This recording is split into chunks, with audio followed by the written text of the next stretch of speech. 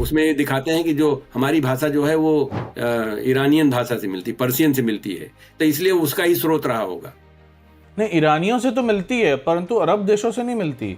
Avestan और उससे भाषा से तो मिलती है, पहलवी और अवेस्तन भाषा से तो संस्कृत के बहुत सारे, संस्कृत प्राकृत के बहुत समानताएं हैं, परंतु अरब भाषाओं से कुछ कोई समानता।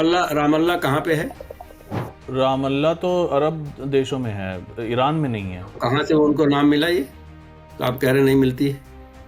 अरे तो राम तो का अर्थ तो कुछ और भी हो सकता है उनकी भाषा में। राम हमारे यहाँ, आप ऐसा कह रहे हैं, आपको मालूम नहीं ना, मैं बताता हूँ आप। अच्छा, अल्लाह शब्द कहाँ से आता है?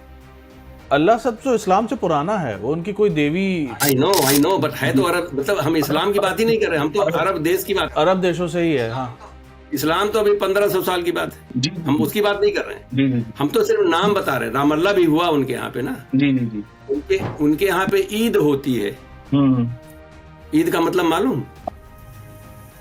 हमें दैट्स इट, ईदम, दैट्स इट। अच्छा, कुरान का मतलब मालूम क्या होता है? कुरान का मतलब होता है जो मंत्रोच्चारण, जिसे कोई मंत्र पढ़ते हैं ना लोग, जी जी गाते हैं, उसको कहते हैं कुरान। कुरान शब्द का मेरे गांव से लेना देना है। मैं अपने, हमारे प्रिंसिपल ही मुसलमान हैं, मैंने कहा कुरओम, ओम से आया है ये। उनके, हमारे यहाँ ओम बोलते हैं ना हर चीज में, फिर बाद में बोलेंगे ओम। उनके यहाँ पे क्या बोलते हैं? अमीन, आमीन, आमीन, एमेन, एमेन, ये लोग एमेन बोलते हैं। आमिन, हाँ, ये सारे शब्द ओम से जुड़े हुए हैं।